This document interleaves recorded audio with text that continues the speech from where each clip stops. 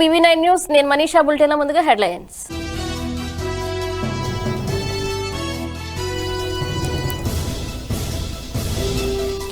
Corona కట్టడికి తీవ్ర నిర్ణయాలు తీసుకుంటామన్న ఈటెల. రాష్ట్రంలో కరోనా కేసులు తగ్గుముఖం పట్టాయని సూచన.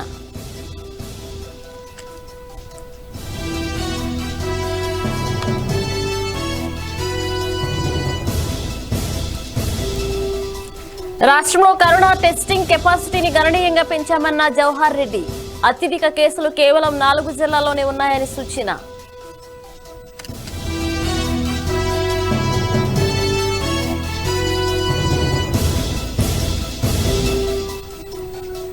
సముద్ర మార్గం ద్వారా మత్స్యకారులు రప్పించే యత్నం. ప్రత్యేక బోట్లతో 2 రోజుల్లో రాష్ట్రానికి రానున్నట్లు మంత్రి మోపిదేవి వెల్లడి.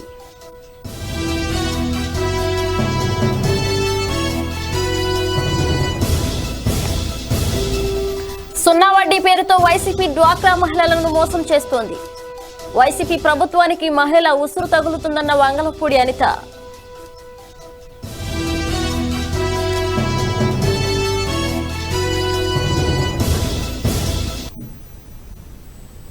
బులెటిన్ లో డీటెయిల్స్ చూస్తే రాష్ట్రంలో కరోనా వ్యాప్తి నివారణకు మరణాల రేటు తగ్గించేందుకు కఠిన నిర్ణయాలు అమలు చేస్తున్నట్లు రాష్ట్ర వైద్య ఆరోగ్య శాఖ మంత్రి ఈటెల రాజేందర్ చెప్పారు.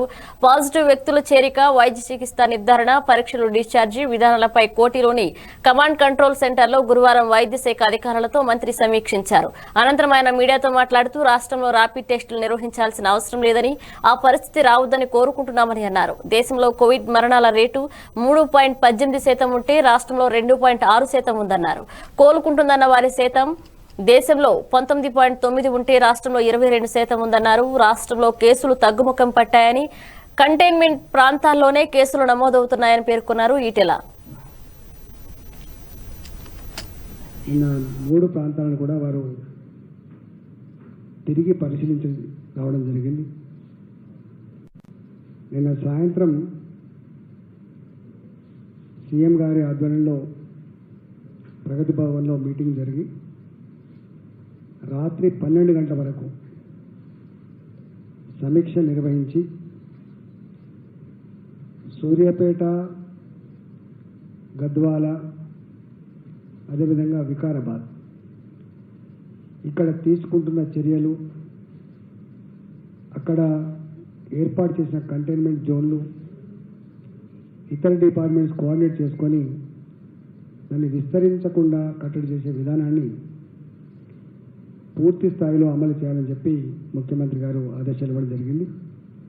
దానికి అనుగుణంగానే చాలా సీరియస్గా ఆ పని కొనసాగుతూ ఉంది. రెండవది, ముఖ్యమంత్రి గారు గ్రామీణ ప్రాంతాలలో ఉన్న వ్యవసాయ పనులకు విఘాతం కలగద్దు, వాటిని ఐసీగా కొనసాగించేటువంటి పనిని ఎఫెక్టివ్గా ఇంప్లిమెంట్ చేయాలి. ప్యాడీ పర్చేస్ సెంటర్ నుంచి ట్రాన్స్పోర్ట్ కానీ, మిల్లులకి ధాన్యం చేర్చడం కానీ ఇదంతా పగడబందిగా జరగాలని చెప్పి వారు ఆదేశాలు ఇవ్వడం జరిగింది. దాని ప్రకారంగానే అదంతా కూడా స్ట్రీమ్ లైన్ అయ్యి తెలంగాణ వ్యాప్తంగా చాలా జోరుగా ఆ ప్యాడీ ప్రొక్యూర్మెంట్, మేజ్ ప్రొక్యూర్మెంట్ కొనసాగుతూ ఉంది. ముఖ్యమంత్రి గారు ప్రతి రోజు, ప్రతి గంట అన్ని జిల్లాలలో ప్యాడీ ఎక్కడెక్కడైతే ప్రొక్యూర్ చేస్తున్నదో ఎక్కడ గ్యాపులు లేకుండా, ఇబ్బందులు లేకుండా, మిల్లర్లకి రైతులకు ఘర్షణ లేకుండా ఉన్నటువంటి వాతావరణం కోసం ఎప్పటికప్పుడు ఆదేశాలు ఇచ్చి దాన్ని కొనసాగిస్తూ ఉన్నారు. ఈరోజు ముఖ్యమంత్రి గారి ఆదేశాల మేరకి మళ్ళీ మా కోవిడ్ హాస్పిటల్స్ యొక్క పరిస్థితిని పూర్తి సమీక్షించుకొని దాన్ని ఇంటాక్ట్గా పెట్టుకోవడం కోసం ఇవాళ గాంధీ హాస్పిటల్లో 99% పేషెంట్స్ అక్కడనే ఉన్నారు కాబట్టి ఆ హాస్పిటల్ మంచి చెడు అక్కడ ఉన్నటువంటి పరిస్థితుల్ని మరింత మెరుగ్గా నడిపేటువంటి పద్ధతులన్నిటి కోసం ఈరోజు మా గాంధీ హాస్పిటల్ ప్రొఫెసర్లతో, మా సూపరింటెండెంట్ గారితో, మేడం గారు, మేమంతా కూడా రివ్యూ చేయడం జరిగింది.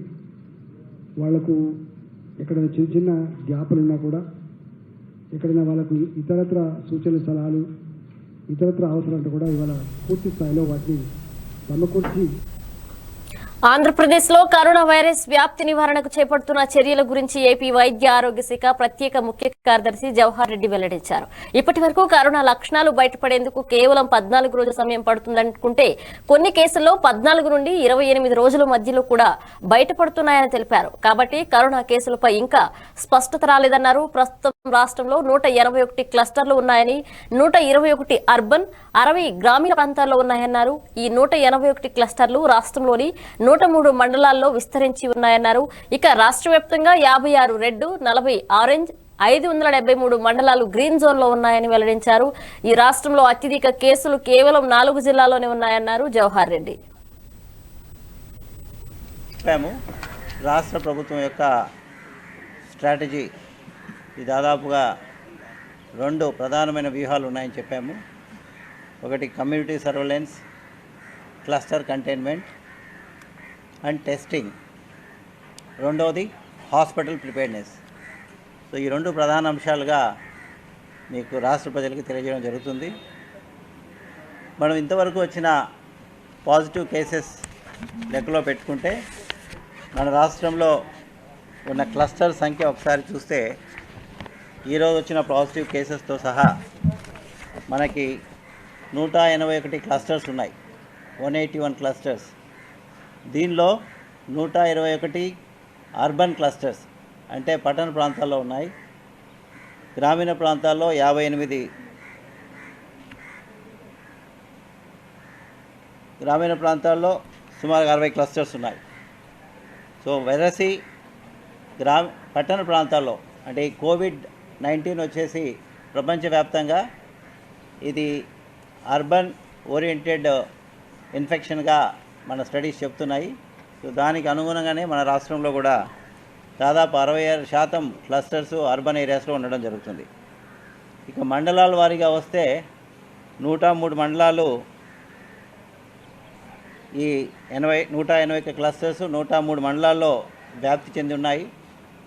మనము మండలాన్ని మన రాష్ట్రంలోని మండలాలన్నింటినీ కూడా red category, orange category, green కేటగిరీగా లెవెల్ ఆఫ్ ఇన్ఫెక్షన్ బట్టి మనం క్లాసిఫై చేయడం జరిగింది.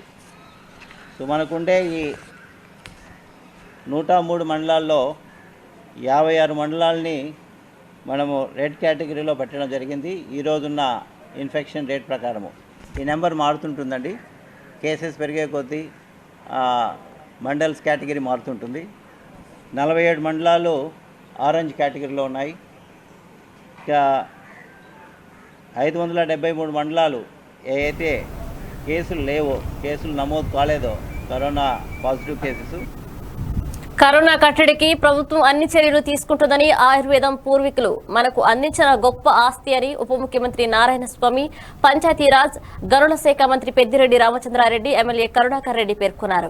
తిరుమల శేషాచల అడవుల్లో లభించే 45 రకాల ఆయుర్వేద వనమూలికలతో తయారు చేసిన తైలాన్ని అలిపిరి గరుడకూడల్లో తయారుదారుడైన అల్మెన్ రాజు శ్రుద్ర ఆధ్వర్యంలో బుధవారం ప్రదర్శించారు. మంత్రి పెద్దిరెడ్డి, ఎమ్మెల్యే భూమన మాట్లాడుతూ ప్రభుత్వం నుంచి ఇటువంటి ఆయుర్వేద వైద్యానికి అన్ని రకాల అనుమతులకు సంపూర్ణ సహకారం అందిస్తామని తెలిపారు.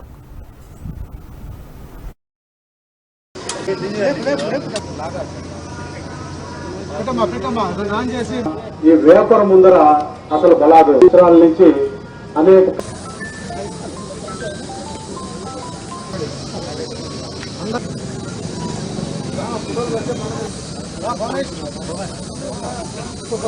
మరి 23 కోట్ల రూపాయలు ఈ రాష్ట్రంలో దోచేసి చంద్రబాబు నాయుడు గారు హైదరాబాద్ లో కూర్చొని ఇంట్లో నుంచి బయట రాకుండా ఈ ప్రభుత్వాన్ని అనేక రకాలుగా అంటే అవివేకంలో దురుద్దేశంతో కూడుకున్నారు.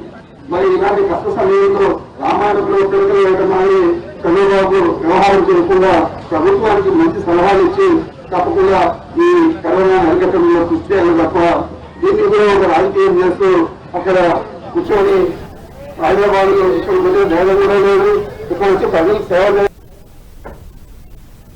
లాక్డౌన్ నేపథ్యంలో గుజరాత్ లో చిక్కుకున్న మత్స్యకారులు ఎట్టకేలకు రాష్ట్రానికి వచ్చేందుకు మార్గం సుమగమైంది. ఆంధ్రప్రదేశ్ ముఖ్యమంత్రి వైఎస్ జగన్మోహన్ రెడ్డి ప్రత్యేక చొరవతో మత్స్యకారులు దాదాపు 5,000 మంది త్వరలోనే స్వస్థలాలకు చేరుకోనున్నారు. దీంతో ప్రత్యేక బోట్లతో 2 రోజుల్లో రాష్ట్రానికి రానున్నట్లు మంత్రి మోపిదేవి వెంకటరమణ పేర్కొన్నారు. మత్స్యకారుల సమస్యలపై సీఎం వైఎస్ జగన్ చూపుతున్న చొరవతోనే ఇదంతా సాధ్యమైందని తెలిపారు. అలాగే 2 నెలల క్రితం పాక్ చేరలో ఉన్న మత్స్యకారులను కూడా సీఎం వైఎస్ జగన్ ప్రత్యేక చొరవతో రాష్ట్రానికి రప్పించినట్లు మంత్రి వివరించారు. మత్స్యకార కుటుంబాలకు సీఎం వైఎస్ జగన్ చేస్తున్న మేలులకు ఆయన ప్రత్యేక కృతజ్ఞతలు తెలిపారు. తీసుకురావడానికి ప్రత్యేకమైన శ్రద్ధ మొదటి నుంచి కూడా ముఖ్యమంత్రి గారు చూపినటువంటి పరిస్థితులు ఉన్నాయి. కారణం ఈ కోవిడ్ నిబంధనల వల్ల ఏ ప్రాంతంలో ఉన్న వాళ్ళు ఆ ప్రాంతంలో ఉండిపోవాలని చెప్పి నిబంధనలు విధించిన తర్వాత వాళ్ళకు ఉన్నటువంటి రెగ్యులర్ ఫిషింగ్ యాక్టివిటీకి బ్రతుకు తెరువు కొరకు అక్కడికి వెళ్ళారు వాళ్ళందరూ కూడా. ఈ యాక్టివిటీ అంతా కూడా కంప్లీట్ ఆగిపోవటం వలన సుమారుగా 5,500 మంది అక్కడ ఉన్నారు. వారిని తీసుకొచ్చే దానికి సంబంధించి ప్రయత్నాలు చేయాలని చెప్పి నేను ఒక ప్రపోజల్ వచ్చినప్పుడు వెంటనే ముఖ్యమంత్రి గారు స్పందించి 3 సీనియర్ ఆఫీసర్స్ని ఒక కమిటీగా ఏర్పాటు చేసి వారికి ఒక ప్రత్యేకమైన పాస్ ఇచ్చి మరి ఇక్కడ నుంచి గుజరాత్ వీరావళి పంపించినటువంటి పరిస్థితులు వారికి కొంత మనీ కూడా ఇచ్చి పంపించి అక్కడ వారికి అవసరమైనటువంటి ఆహార ఏర్పాట్లు వారు ఉండడానికి అవసరమైనటువంటి సౌకర్యాలను కూడా ఏర్పాటు చేయాలని చెప్పి పంపించడం జరిగింది. ఇది క్రమేపీ ఈ లాక్డౌన్ పీరియడ్ పొడిగించడం వారు దాదాపు మరి 5,500 మంది అంటే సామాన్యమైన విషయం కాదు.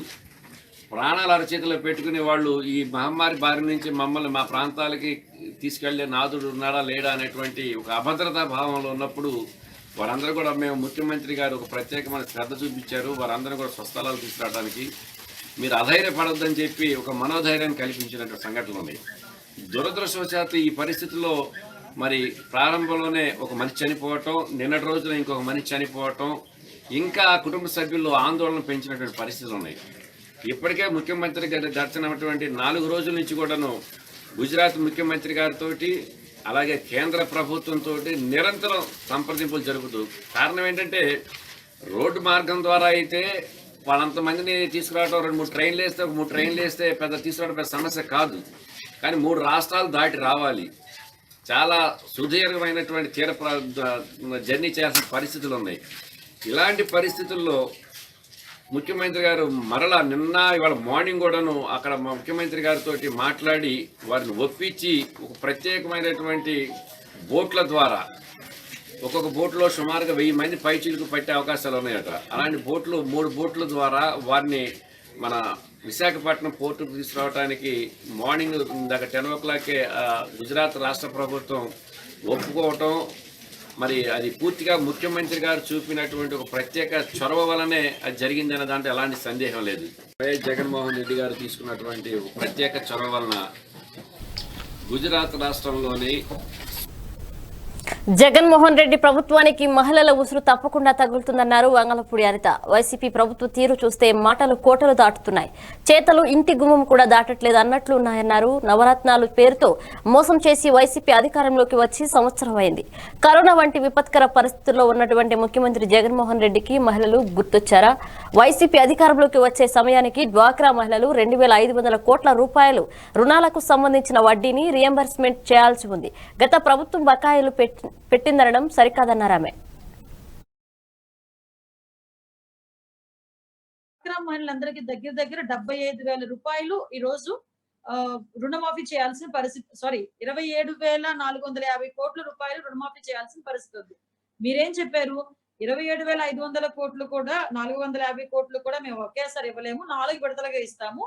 ఇస్తూ కూడా 75,000 రూపాయలు డ్వాక్రా మహిళలకు అందజేస్తామని చెప్పి ప్రగల్భాలు పలికి పాదయాత్ర టైంలో ఎన్ని విన్యాసాలు చేశారండి జగన్మోహన్ రెడ్డి గారు.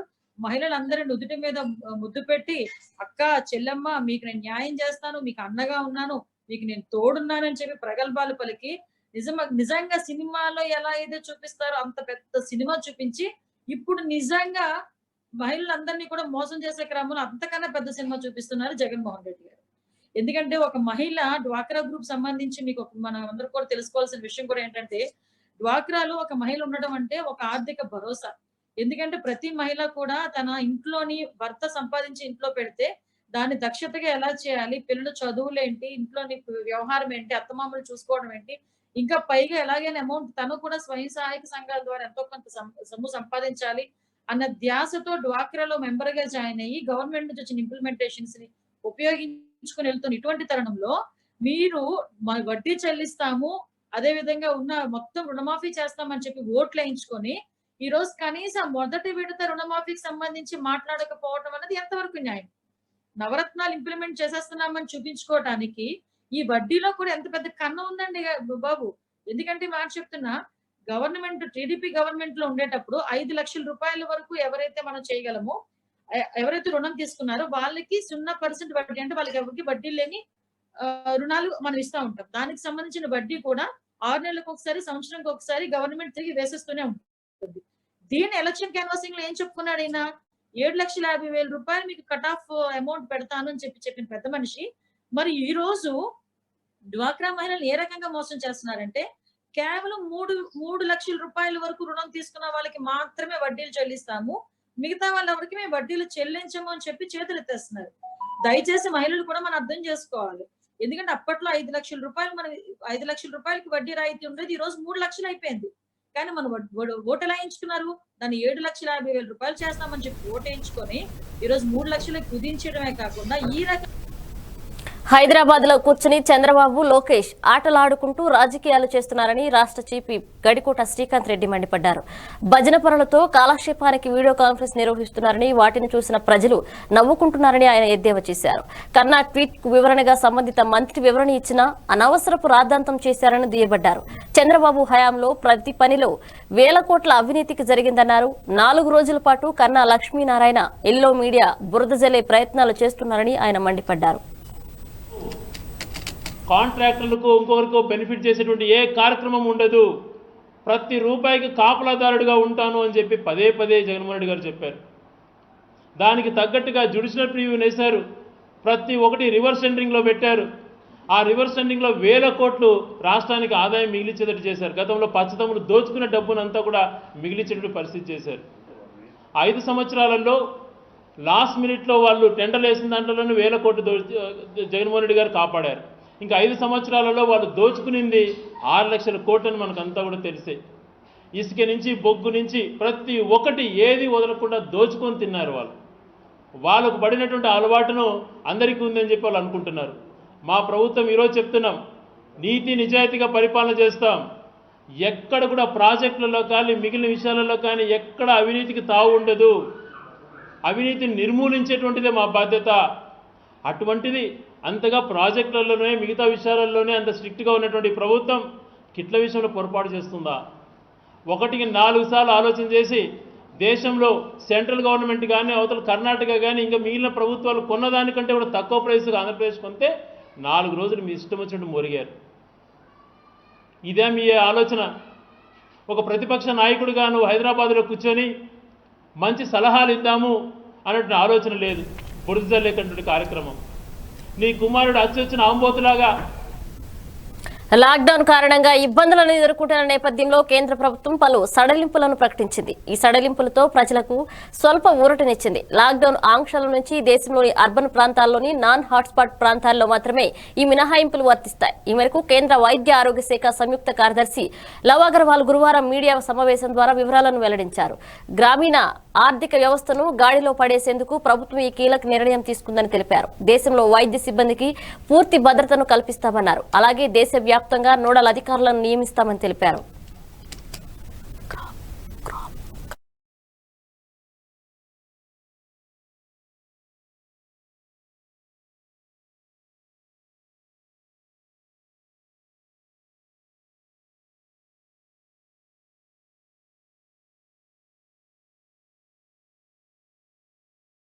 हमारा टोटल रिकवरी रेट देखें तो 19.89% तक लेकर जाता है।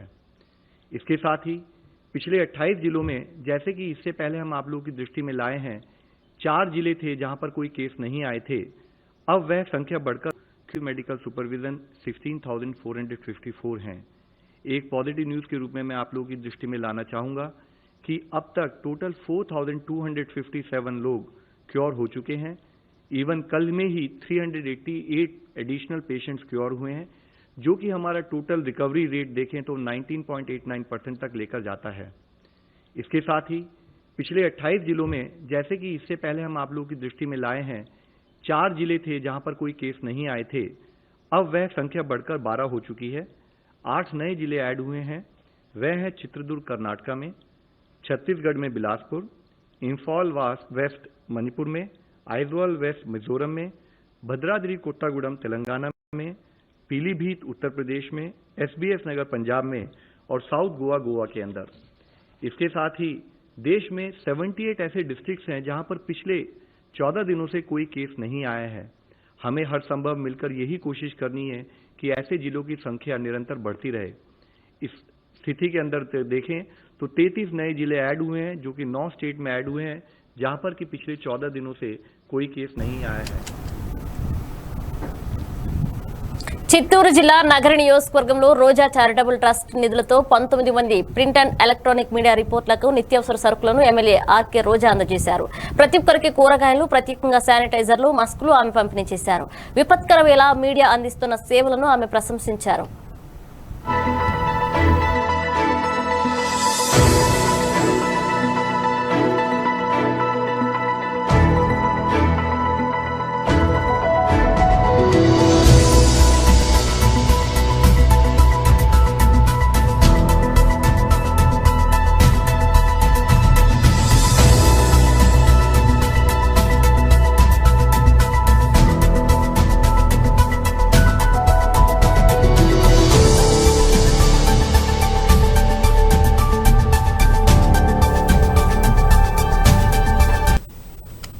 పేద ప్రజల సమస్యలు పరిష్కరించడానికి అండగా అవేర్ ఇంటర్నేషనల్ ఫౌండేషన్ సంస్థ ఎల్లప్పుడూ ముందుంటుందన్నారు తూర్పుగోదావరి జిల్లా మేనేజర్ ఉదయ్ శ్రీనివాస్. తూర్పుగోదావరి జిల్లా రాజవొమ్మంగిలో పాత్రికేయులకు శానిటైజర్లు, మాస్కులు ఆయన పంపిణీ చేశారు. కరోనాపై అవగాహన కల్పించడంలో కీలక పాత్ర మీడియా చేస్తుందన్నారు ఆయన. వీరందరికీ అవేర్ ఇంటర్నేషనల్ ఫౌండేషన్ తోడ్పడుతుందని తెలిపారు. ఈ కార్యక్రమంలో అవేర్ సిబ్బంది వీరవేణి, ప్రసన్న, రాజవొమ్మంగి పాత్రికేయులు పాల్గొన్నారు.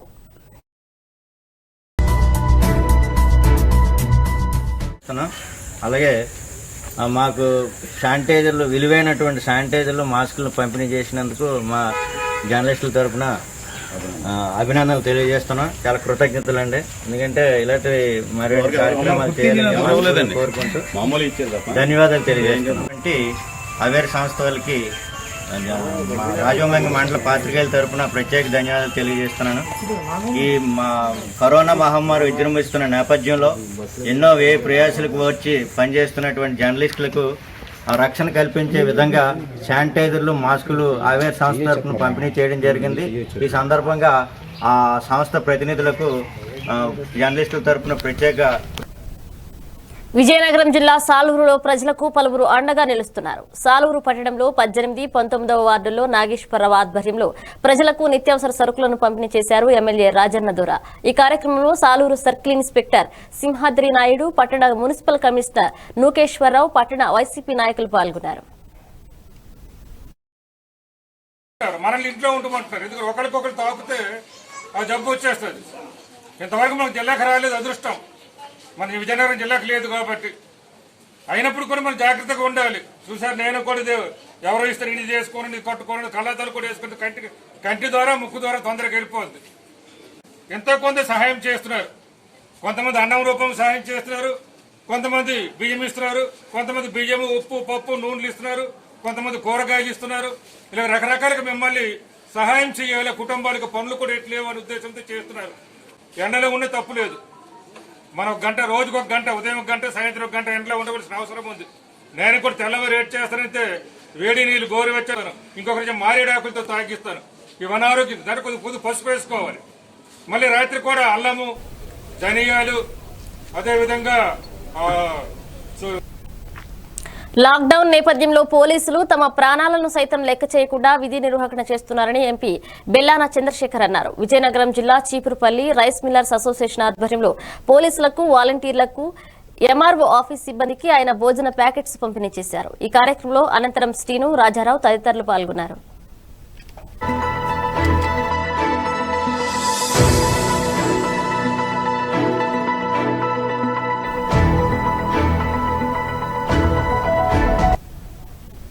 తూర్పు గోదావరి జిల్లా అన్నవరంలో టీడీపీ నాయకులు మీడియా సోదరులకు నిత్యావసర సరుకులు పండ్లు పంపిణీ చేశారు. ప్రాణాలను సైతం లెక్క చేయకుండా విధి నిర్వహణ చేస్తున్న విలేకరుల సేవలు అమోఘమని అభినందించారు.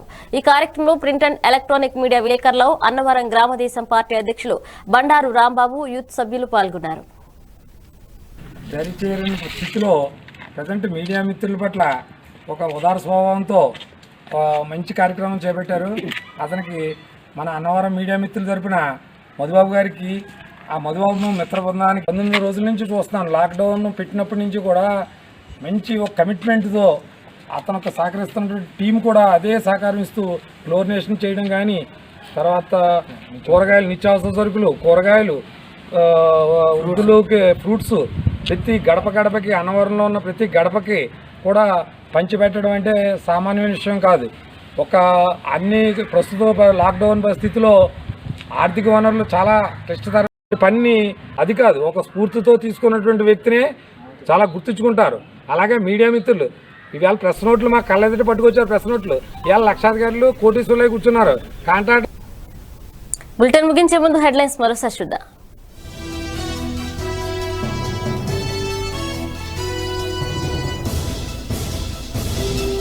కరోనా కట్టడికి తీవ్ర నిర్ణయాలు తీసుకుంటామన్న ఈటెల. రాష్ట్రంలో కరోనా కేసులు తగ్గుముఖం పట్టాయని సూచన.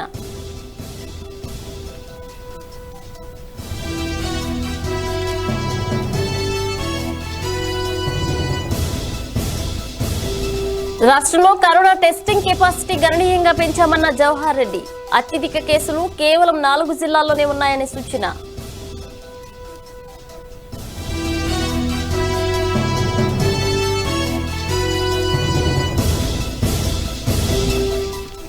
సముద్ర మార్గం ద్వారా మత్స్యకారులు రప్పించే యత్నం. ప్రత్యేక బోట్లతో 2 రోజుల్లో రాష్ట్రానికి రానున్నట్లు మంత్రి మోపిదేవి వెల్లడి.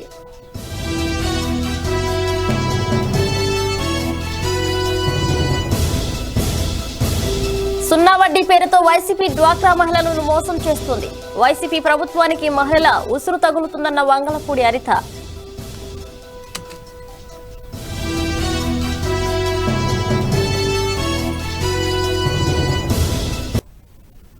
ఇవి bulletin updates. Keep watching BV9 news. నమస్కారం.